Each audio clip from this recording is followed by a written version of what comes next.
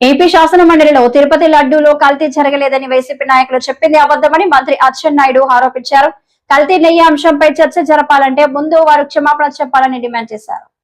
నేను మొన్నే చెప్పాను, ఏదైతే ఇందాపూర్ డైరీకి హెరిటేజ్కి ఎక్కడైనా సరే ఏసమంత సంబంధం ఉంది అంటే ఆధారాలు మీరు తీసుకురండి. ఒక్క చిన్న ఆధారం ఉన్నా గంట అయినా రోజైనా 10 రోజులైనా చర్చించడానికి సిద్ధంగా ఉన్నామని మేము చెప్పినా సరే వాళ్ళు ఒక్క ఆధారం కూడా తీసుకురాలేదు అధ్యక్ష. తీసుకురాకపోగా నేను మాట్లాడినటువంటి మాటల మీద బయటికెళ్ళి leader of opposition press meet పెట్టాడు అధ్యక్ష. ఏమని పెట్టాడు? ఆధారాలు చూపించాడు అధ్యక్ష. వత్స సత్యబాబు గారి గురించి నిన్నటి వరకు తెలిసినప్పటికి కూడా నిన్న ఆయన ప్రెస్ మీట్ లో ఏదైతే సీజ్ ప్యాకెట్ చూపించాడు అధ్యక్ష, సీజ్ ప్యాకెట్ చూపించి దాన్ని నెయ్యి చెప్పాడు అధ్యక్ష. ఎంత దారుణం అధ్యక్ష! కనీసం ఒక సీనియర్ మెంబరు ఈ సభలో లీడర్ ఆఫ్ అపోజిషన్ కి సీజ్ కి నెయ్యికి కనీసం వ్యత్యాసం కూడా తెలియలేకుండా ఇష్టానుసారంగా మాట్లాడారు అధ్యక్ష. దాని మీద హెరిటేజ్ సంస్థ లీగల్ నోటీస్ కూడా ఇచ్చారు. దానికి ఆన్సర్ చేయాలి. వీళ్ళకి ఏమాత్రం సిగ్గున్నా ఏమాత్రం విశ్వసనీయత ఉన్నా ఛాలెంజ్ చేశాం అధ్యక్ష, ఛాలెంజ్ చేశాం. ఇందాపూర్ డైరీకి హెరిటేజ్ కి ఎక్కడైనా సరే చిన్న సంబంధం ఉన్నా మీరు తీసుకురండి, చిన్న ఆధారం ఉన్నా తీసుకురండి.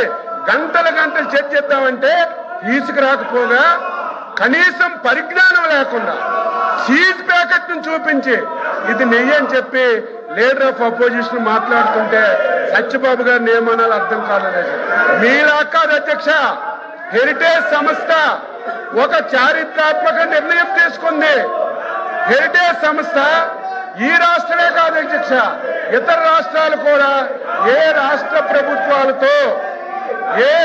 ప్రభుత్వాలతో వ్యాపార లావాదేవీలు జరపకూడదని ఒక నిర్ణయం తీసుకొని ఆ సంస్థ ముందుకెళ్తుంది అధ్యక్ష.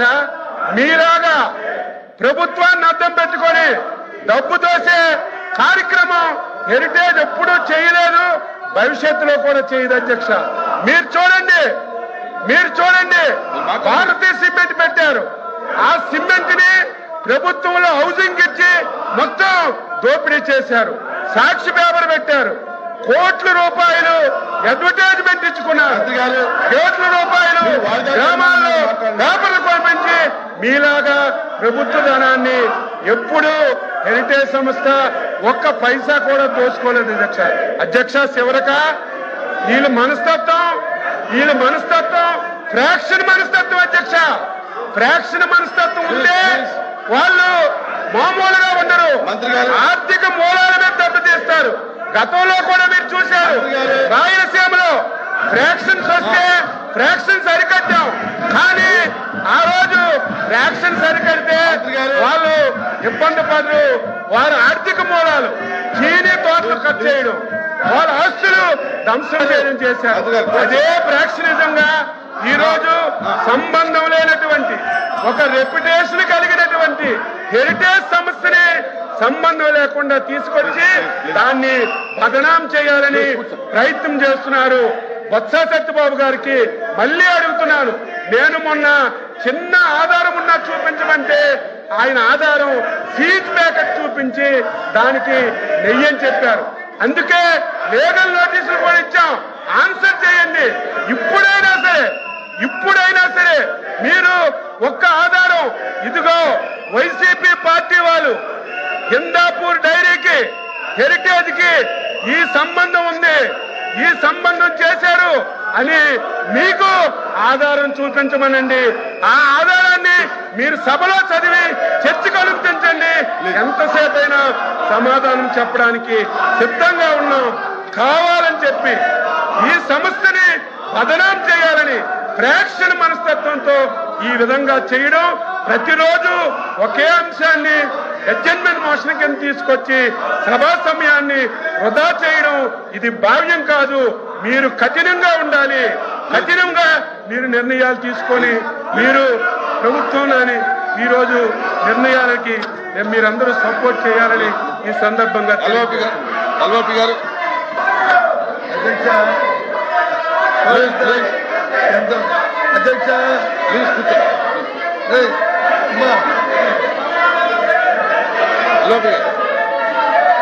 అధ్యక్ష చూడమంది అధ్యక్ష ఆయన మాట్లాడారు. ఎంతమంది వస్తున్నారంటే ప్రభుత్వానికి ఎంత భయం ఉందో చూడండి అధ్యక్ష. ఇవాళ నేను చెప్తున్నదే, ఏదైతే ఇంద్రాపూర్ అనే సంస్థతో వెనక ఉండి ఏదైతే రాష్ట్రాన్ని దోచుకుంటుందో, చంద్రబాబు నాయుడు కుటుంబం ఏదైతే దోచుకుంటుందో దాన్నే చెప్తాను. ముందు ఎవరైతే అధ్యక్ష ఈ అంశాలు పెట్టి ఆ దేవదేవులను తీసుకొచ్చి వీధిలో పెట్టి దోపిడీ చేస్తామని ఎక్కడ అధ్యక్ష ఇలాంటి పరిస్థితులు ఎక్కడైనా ఈ రాష్ట్రంలో చూసామని చర్చ రండి. మీ వెబ్సైట్ లో ఉన్న ఏదైతుందో అధ్యక్ష ఇదో చెప్పారు, ఇదో పంపిస్తాను. చూడండి ఇది తాలూకా కాదు.